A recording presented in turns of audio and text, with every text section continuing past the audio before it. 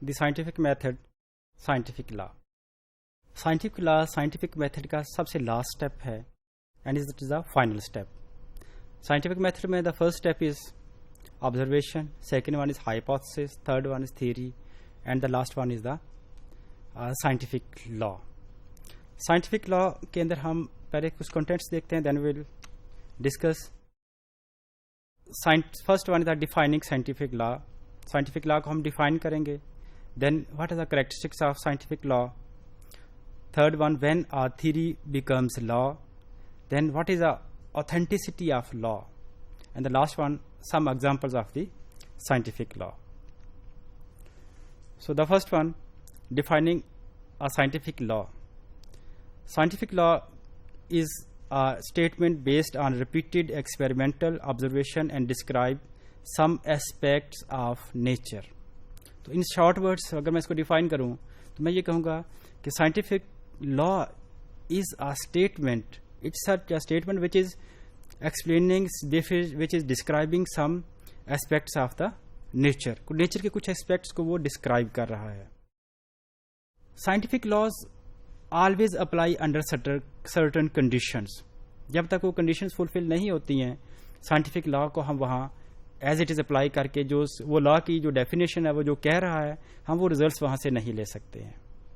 अगर मैं simply FSc के अंदर आप पढ़ते हैं कि मेंडल के लॉ जब पढ़ते हैं तो सबसे पहले आप कहते हैं जी हमने ट्रू ब्रीड प्लांट लेने हैं।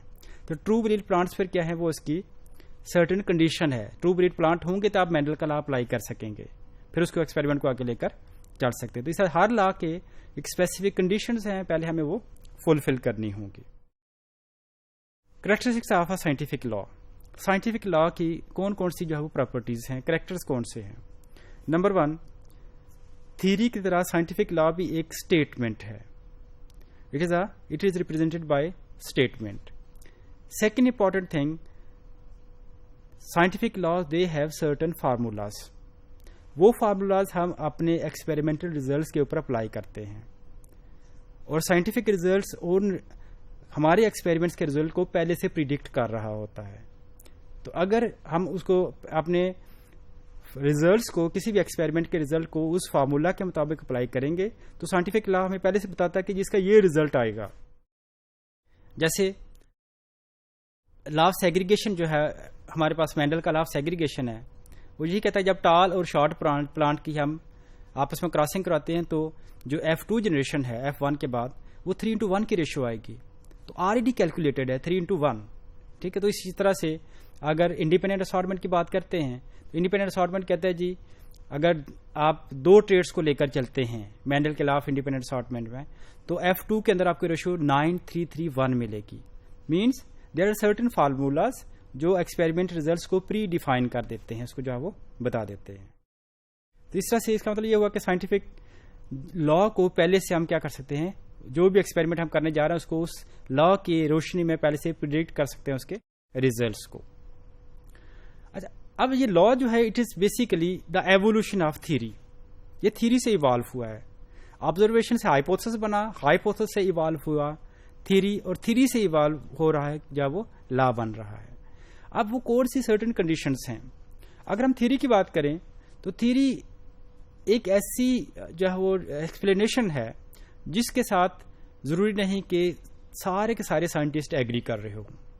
दूसरा, आमतौर पर एक और जो बड़ी खास बात ये होती है कि जो थ्योरी जो होती है वो उसमें चांसेस ये होते हैं they might be in coming years कुछ ऐसे कंट्राडिक्टरी रिजल्ट्स आ जाएं जिसकी वजह से थ्योरी जो है वो रिजेक्ट हो जाए या चेंज हो जाए।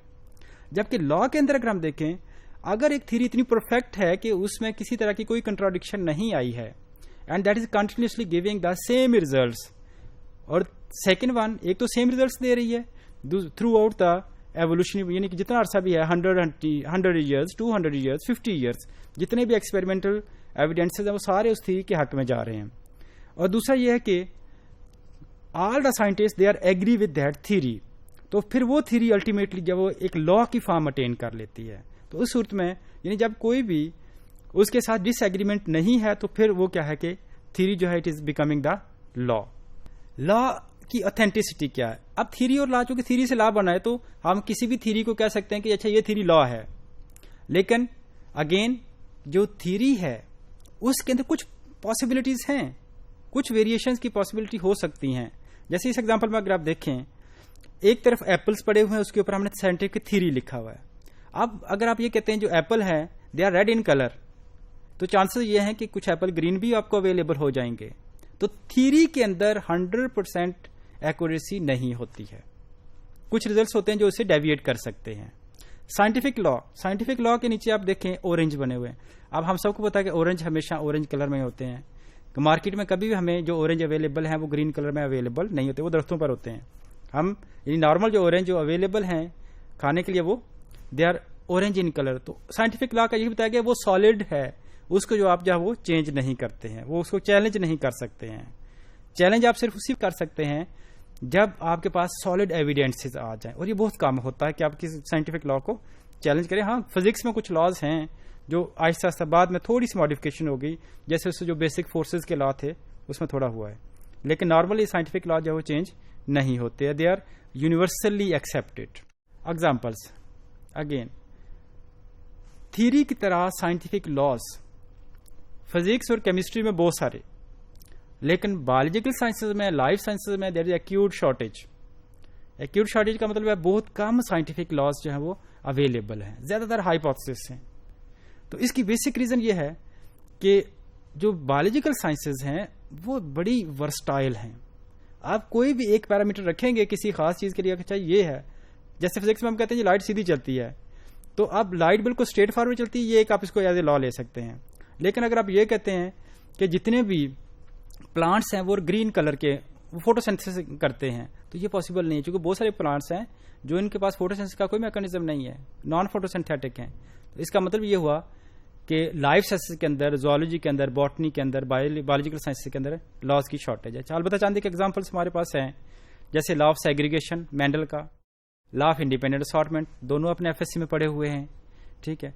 हार्डी-वेनबर्ग लॉ जो है ये बेसिकली पॉपुलेशन से रेलिवेंट है।